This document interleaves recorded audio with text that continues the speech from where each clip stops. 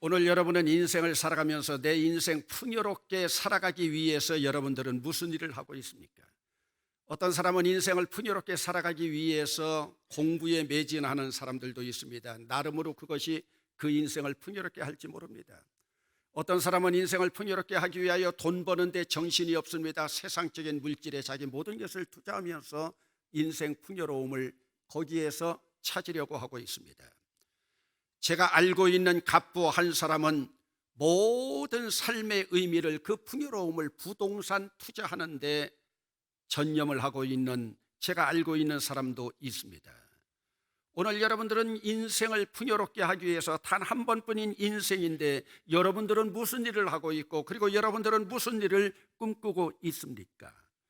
여러분, 우리들 어린 시절에야 다 그랬지만 저 같은 경우들은 부모님들이 저에게 관심을 가지고 공부하라고 한 것보다 차라리 무관심하게 방목하면서 키운 것을 저는 지금 얼마나 감사하고 있는지 모릅니다. 여러분, 저는 부모로부터 지금까지 공부해보라고 하는 소리를 들어본 적이 없어요. 왜 그랬을까요? 공부를 너무 잘했어요? 조금 하기도 했어요. 그러나 그것 때문이 아니에요. 제가 밤늦게 공부하면요, 호롱불에 있는 등유가 단다고. 그래서 저에게는 늘 말씀할 때 공부하지 말라고 안 하고 불 끄고 자라는 말만을 들어왔습니다. 이러한 가운데에서 제가 일찍이 터득한 것은 한 번밖에 없는 인생을 풍요롭게 살아가기 위해서 무엇 하는 것이 가장 좋을까 고민했던 적이 있습니다. 그리고서 얻은 결론, 해답이 하나 있습니다. 그것이 무엇이냐? 그것은 바로 경험과 체험이라고 하는 익스피리언스입니다. 여러분, 경험이나 체험을 이야기할 때 간접 경험보다는 도전하면서 찾아가는 직접 경험이 소중합니다. 저는 늘 무슨 일이 있으면 직접 경험하는 것을 좋아합니다. 물론 위험성도 따릅니다. 그렇다면 여러분, 직접 경험이라고 하는 것이 무엇입니까? 자기가 직접 체험해서 얻어지고 학습된 지식이나 기능입니다. 그러기에 이 경험에서 얻은 지식과 기능은 자기가 직접 얻은 것이기 때문에 힘이 있고 자신감까지 생기게 됩니다. 여러분, 내가 직접 체험하고 얻은 지식, 영원한 내 인생의 자양분입니다. 여러분, 저는 이것이 내 인생을 행복하게 만들어가는 에너지라고 생각합니다. 여러분, 저는 목사 안수를 받고 바로 싱가포르의 하가이 인스티튜트라고 하는 곳에 가서 한 달간 복음주의 훈련을 받은 적이 있습니다. 30여 개국의 개발도상국에서 초청받은 차세대 기독교 지도자들의 훈련을 통해서 복음의 세계화에 대한 새로운 비전을 보았습니다. 그리고 또 한 번은 한국 장로교 차세대 지도자 목사 12명이 스위스에서 40일 동안 연수받은 프로그램입니다. 이 프로그램을 통해서 유럽의 기독교 역사 속에서 나타난 복음주의 운동의 발전을 확인하게 되었습니다. 저는 이런 프로그램에 당시 상당한 매력을 느끼고 있었는데, 그 매력을 느끼고 있는 이유를 따져보니까 이 두 번 여행이 모두가 제 돈 하나 들어가지 않고 공짜로 했기 때문에 더 매력이 있었던 것 같습니다. 여러분, 우리 기독교 공동체에서는 인물을 양성하기 위한 이런 프로그램들이 얼마나 다양하게 널려져 있는지 모릅니다.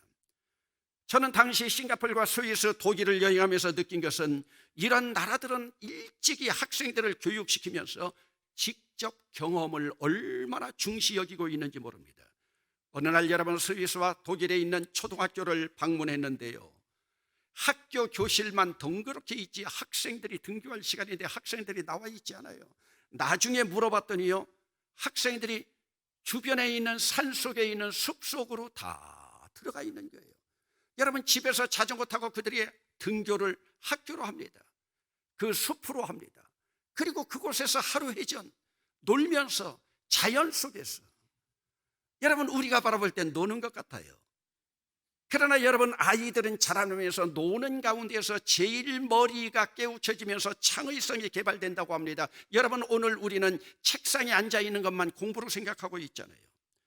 그러기에 독일은 여러분, 일찍이 김나지움이라고 하는 중등교육 체계를 통해서 실습과 기술을 통한 직접 직접 경험 교육을 그들은 중학교 때부터 직업 교육을 시작하고 있습니다.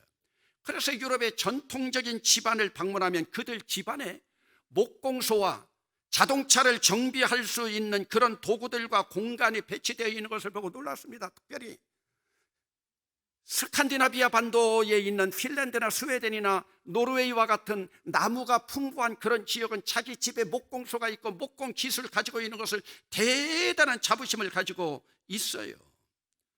그러면서 그들은 직접 자기들의 집을 짓고 자동차를 직접 수리합니다. 여러분, 공대를 졸업한 가장이 집 안에서 못 하나 박지 못하고 형광등 하나 갈아 끼지 못하는 우리들 가장들과는 다릅니다. 여러분들은 여러분 가장이 그런 일 합니까? 아니면 가정주부가 하고 있습니까? 저는 2부 예배 때 제 아내가 왔을 때 이 설교하면서도 좀 가슴이 찔렸습니다. 여러분, 이런 직접 경험에서 나온 지식이나 기능은 소중한 자산입니다. 그런데 선비 정신을 가지고 산업공상의 계급으로 공업이나 아니면 상업을 천대하고 있던 전통적인 우리 유교 문화에서는 도저히 이해할 수 없는 교육 체계이죠. 여러분, 오늘 성경 본문에서 보여지고 있는 이 그림은 사도 바울이 직접 경험과 체험을 통해서 얻은 교훈을 우리에게 새겨주고 있습니다. 여러분, 한 번도 아니고 3번씩이나 그 당시 소아시아 지역과 유럽 지역을 복음 전파를 통해서 직접 체험한 사도 바울의 전기기에 오늘 이 본문의 말씀은 우리에게 더 설득력이 있고 감동적이기까지 합니다. 바울은 1, 2차 전도여행을 성공적으로 수행했습니다. 1차 전도여행을 통해서 소아시아 지역의 교회를 설립했고 2차 전도여행을 통해서 1차 때 설립한 교회들을 돌아보며 순회하던 중에 마게도냐에서 환상 가운데 건너와서 우리를 도와달라고 하는 간곡한 성령의 음성을 뿌리치지 못하고 고난과 역경의 유럽 여행을 시작합니다. 출발지였던 빌립보에서 자주장사 루디아를 만나 첫 출발이 희망적이었지만은 점치는 귀신 들린 여종을 불쌍히 여겨 귀신을 쫓아낸 죄로 신라와 함께 감옥에 갇혔습니다. 여러분, 복음 증거하는 전도자가 감옥에 갇혔을 때 하나님께서는 지진까지도 동원하면서 그들을 석방시킵니다. 데살로니가로 옮겨온 바울은 천하를 어지럽히는 사람이라는 낙인으로 바울을 대접하는 자들을 감옥에 가두는 모습을 바라보고 신사들이 모여있는 베레아에 이르게 되니 데살로니가로부터 자기 동족인 유대인들이 추적해서 그곳까지 와서 소동을 피웠습니다. 바울은 할 수 없이 아테네까지 도망합니다. 여러분, 아테네라고 하는 도시는 어떤 도시입니까? 고대 최고의 철학 도시입니다. 철학의 아버지 탈레스로부터 시작해서 여러분 피타고라스, 헤라클레스, 아낙시메네스, 아낙시만드로스를 비롯해서 그들의 철학이 이어오면서 소크라테스, 플라톤, 아리스토텔로 이어지는 철학 사상은 학문적으로 어떤 세계의 도시와 비교할 수가 없는 도시였습니다. 여러분, 스토아 학파와 에피크로스 학파로 나눠 아테네에서 바울은 철학적으로 그들과 변론해 나가는데 조금도 부족함이 없이 철학적인 변론을 그들과 토론으로 나아갔습니다. 그리고 고린도로 옮겨가니까 동족들이 자기를 비판하고 대적하는 모습을 보고 그곳을 떠나면서 자기 동족 유대인들을 향하여 옷의 먼지까지를 털어버리면서 너희 피가 너희 머리로 올라갈 것이니라. 실제로 바울의 저주는 그대로 유대인들에게 하나님의 심판으로 임하지 않았습니까? 너희의 피가 너희의 머리로 올라가리라. 그리고 갱그리아에서 결단의 징표로 머리를 깎고 안디옥으로 돌아옵니다. 사명자로서의 전의를 다시 다진 바울은 3번째 전도 여행을 그 열악했던 때에 출발을 합니다. 소아시아 중심이라 할 수 있는 에베소에서 3년 동안 복음 사역을 합니다. 주로 두란노 서원에서 날마다 복음을 강론합니다. 소아시아의 지역에 있는 유대인이나 헬라인이나 이제는 다 주의 말씀을 들어 그들이 복음이 전파되어지면서 복음의 보편화가 이루어지는 모습을 봅니다. 바울을 통해서 놀라운 기적의 역사들도 나타납니다. 심지어는 마술사들이나 점쟁이들까지 복음을 듣게 되고 기독교로 회개하고 개종합니다. 주님의 말씀이 힘이 있으니 흥왕하고 세력이 퍼져나갑니다. 그러던 차에 에베소의 온 시내가 요란할 정도로 혼란한 소요가 일어납니다. 소요가 일어난다는 것은 데모대가 등장했다는 말입니다. 이 데모의 주동자는 데메드리오입니다. 직업은 은으로 아담의 신상을 만들어 장사하는 은장색 공장장입니다. 데모 주동 원인은 우상 숭배를 하지 말라고 하는 기독교 교리를 전파하는 바울 일파 때문에 장사가 안 됨. 그들은 그 원인을 확대해서 바울이 자기들의 우상인 아데미를 저주하고 아데미를 무시하고 파괴한다고 선동했습니다. 바울을 따르는 믿는 모든 자들을 연극장으로 몰아넣어서 고발합니다. 서기장이 고발장을 접수합니다. 서기장이 고발장을 접수하고 재판한 결론입니다. 혐의 없음, 무혐의입니다. 그리고 에베소 교회에, 그 도시에 지쳐버린 바울이 예수 믿는 제자들과 함께 작별하고 마게도냐로 떠납니다. 여러분, 마게도냐에 설립되었던 교회들 3개월 동안 다 돌아보고 배를 타고 이제 돌아가기로 작정합니다. 이제 이스라엘을 향하여 돌아가면 이제 이곳에 다시 올 기회가 없습니다. 왜 그렇습니까? 사도 바울은 지금 3차 전도 여행을 끝으로 그가 해야 할 사명 하나가 있습니다. 그것은 바로 죽으러 가는 자기의 길, 로마행입니다. 여러분, 로마로 가는 이 여행은 즐거운 여가를 즐기는 여행이 아니고 로마의 황제인 카이사르에게 복음을 증거하는 일입니다. 당시 식민지 일원이었던 바울이 대로마 제국의 황제 카이사르를 만난다고 하는 것은 언감생심이었습니다. 그러나 그 죽음의 길이 바로 바울의 사명의 길이었습니다. 여러분, 이해가 됩니까? 쉽게 말하면 이전 일제강점기 시절에 어느 촌노가 일본 왕을 만나기 위해서 일본으로 가는 길과 물론 거리는 훨씬 바울이 길지만요, 그러면 여러분, 피지배개국의 일원인 바울이 어떻게 대로마 제국의 황제 카이사르를 만날 수 있을까요? 바울은 자기 미래 일들을 계획합니다. 그가 카이사르를 만날 수 있는 방법은 차라리 자기가 죄수가 되어서 포승줄에 묶여서 로마에 갈 수가 있습니다. 왜요? 바울은 유대인이지만은 로마 시민권을 가지고 있기 때문입니다. 여러분, 이런 계획 속에서 바울의 결연한 의지의 표현으로 그 사명감이 드러나지 않습니까? 얼마나 비장한 각오이겠습니까? 여러분, 살기 위하여 싸우다가 죽는 것이 아니라 죽으러 가는 길입니다. 여러분, 아마 일제강점기 시절에 우리의 민족 영웅인 안중근이나 이봉창 열사가 이런 심정 아니었을까요? 그런 비장한 계획을 세워놓은 바울, 안디옥을 향하기 전에 3개월 전에 자기가 고발당했던, 3년 동안 자기가 애정을 들여서 사랑했던 에베소 교회를 잊을 수가 없습니다. 고발당했던 에베소를 다시 갈 수는 없고 그는 밀레도라고 하는 항구 도시에서 도착해서 45km나 떨어져 있는 곳에 사람을 보내어 에베소 교회 장로들을 다 초청합니다. 바울이 죽음의 길로 떠나기 전에 마지막 얼굴 한번 봅시다. 그리고 그들 앞에서 바울이 고별 설교를 합니다. 이제는 눈으로 그들을 볼 수도 없는 상황이 전개될 앞날을 바라보면서 행하는 설교입니다.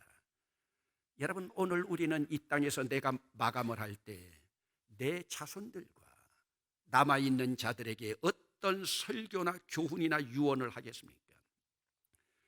저는 내일 충남에 있는 당진에 가서 한국 기독교 민주화 운동의 산실 역할을 했던 우리 교단의 고 이명남 목사의 하관식 설교에서 고별 설교를 해야 됩니다.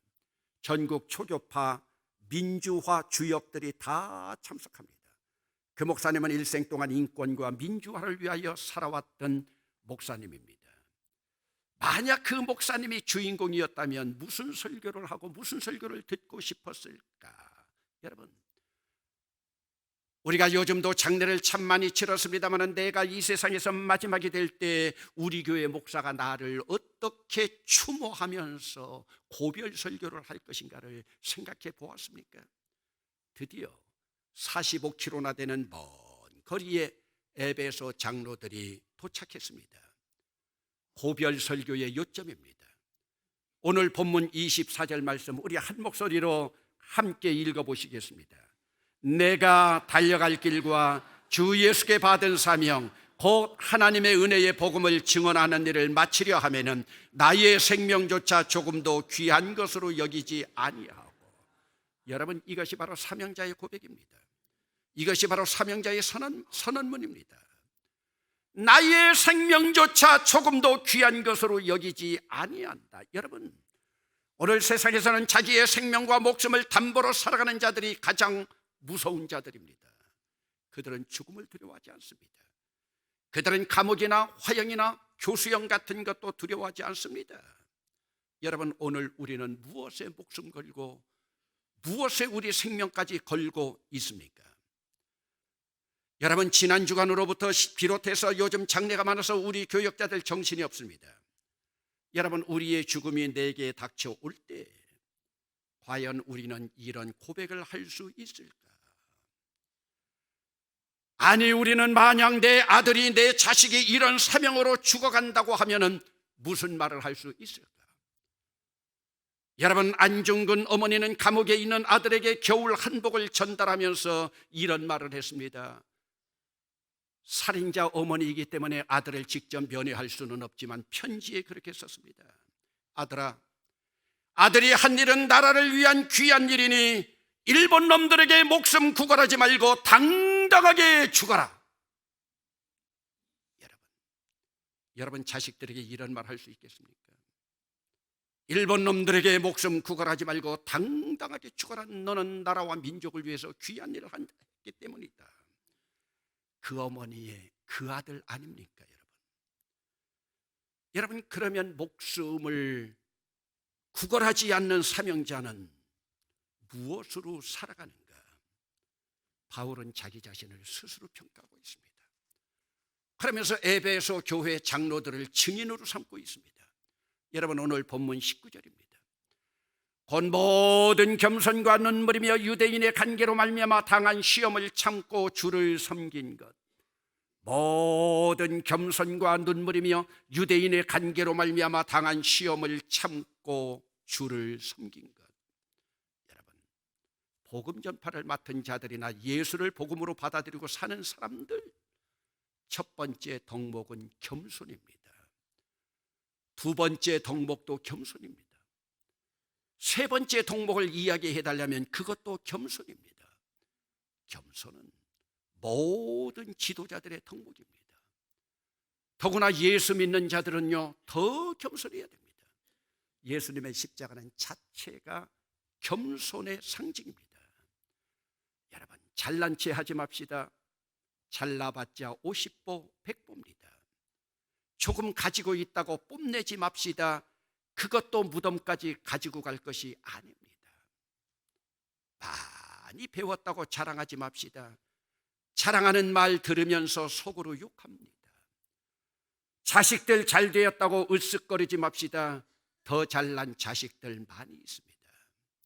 아무리 예수를 잘 믿어도 겸손이라고 하는 덕목이 부족하면 예수님을 욕먹이고 십자가를 욕보이고 더럽히는 일이 됩니다. 여러분, 오늘날 이 세상에 자기 잘난 맛에 살아가는 사람이 얼마나 많이 있습니까? 그러나 예수 믿는 사람은 그런 사람들에게 현혹되지 않아야 됩니다. 언제나 겸손한 사람은 눈물이 많습니다. 그리고 겸손한 사람은 무릎으로 일하는 사람입니다. 이 눈물과 무릎이 무엇입니까? 기도하는 사람입니다. 여러분, 기도가 메마르면 겸손이 사라지고 멸망의 선봉인 교만이 고개를 들게 됩니다. 겸손했던 사울이 그랬습니다. 겸손했던 솔로몬이 그랬습니다. 그래서 망했습니다. 하나님의 영이 떠났습니다. 우리 주변에 이런 사람들 많이 있습니다. 여러분, 기독교 지도자들 가운데도 이런 사람들 많습니다. 하나님이 앉아야 할 자리에 자기가 올라 앉아 있습니다. 그 자리를 차지하고 왕노릇하고 있습니다.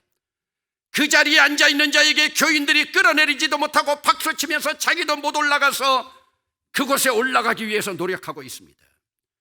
지금 가톨릭의 교황이 그 자리에 앉아 있습니다. 교황을 예수보다 더 높이면서 박수치고 있습니다. 이것이 바로 교만입니다. 교황주의가 황제주의가 되었습니다. 저는 오늘부터 새로운 교회를 출발하는 우리 교인들이 겸손으로부터 출발했으면 좋겠습니다. 여러분, 바티칸 궁전에 있는 교황의 황금자리가 아니라 마구간 그 위에 오신 예수님으로부터 출발할 수 있기를 바랍니다. 여러분, 어제는요, 그 더러운 말들이 살고 있는 마구간 하나도 배정받지 못한 억울함에 우리나라의 훌륭한 기수 한 사람이 자살했습니다. 여러분, 예수님은 더러운 마구간에 오셨는데 돈이 없어 높은 자들에게 뇌물을 바치지 못해 말을 타는 기수가 되었어도 마구간 배정받지 못한 억울함에 자기 목숨을 끊었습니다. 여러분, 겸손한 자는 눈물과 무릎으로 기도하면서 마음의 분노까지도 다스립니다. 바울은 자기가 당한 억울함에 분노까지 참으면서 주를 섬겼다고 지금 고백하고 있잖아요. 여러분, 오늘 우리는 교회 일을 그리고 봉사하는 일을 하면서 억울한 일 때문에 교회 봉사 못 해먹겠다, 하나님의 일을 하는데 더러워서 못 해먹겠다, 누구 때문에 못 해먹겠다고 변명하고 있지는 않습니까? 행여 여러분 가운데 교회 봉사하고 싶은데 담임 목사 때문에 못 해먹겠다고 핑계하는 사람은 없습니까? 조금만 참으세요. 은퇴 얼마 안 남았습니다. 여러분, 사명자는요, 이런 핑계 대지 않습니다. 여러분, 죽음까지 담보한 자가 억울함이나 분노를 조절하지 못해서 되겠습니까? 지금 바울에게는 환난이 기다리고 있고 결박이 기다리고 있으나 성령에 매여서 예루살렘으로 그리고 로마까지를 계획하고 있습니다. 지금 에베소 교회 장로들에게 천국에서 만나자고 고백하고 있습니다. 이것이 사명자의 삶입니다. 오늘 우리는 한 번뿐인 우리 인생을 살아가면서 사명자로 살아갈 것인가, 구경꾼으로 살아갈 것인가. 느헤미야는 사명자로 살았기에 두려울 것이 없었고 민족 혼을 이끄는 지도자가 되었습니다. 예수님도 사명자로 살았기에 십자가까지 지셨습니다. 여러분, 오늘 우리는 아기 예수로 오신, 마구간에 오신 아기 예수를 기다리는 이 성탄절을 기대하면서 나는 정복자로 살 것인가, 겸손한 사명자로 살 것인가, 입술만 고백하는 입술의 봉사자인가, 경험과 체험을 통해서 오늘 대봉교회에서 경험과 체험을 통한 눈물과 무릎의 사명자가 될 것인가, 나는 무슨 일을 하면서 대봉교회에서 직접 체험으로 일을 할 수 있을까? 여러분, 오늘 주보 속에 사역 지원자 신청서를 넣습니다. 여러분 가운데 행여 여러분들은 그 많은 칸 가운데 한 칸에도 체크를 할 수 없는 여러분들의 모습은 아닙니까? 판단은 여러분의 몫입니다. 기도합시다.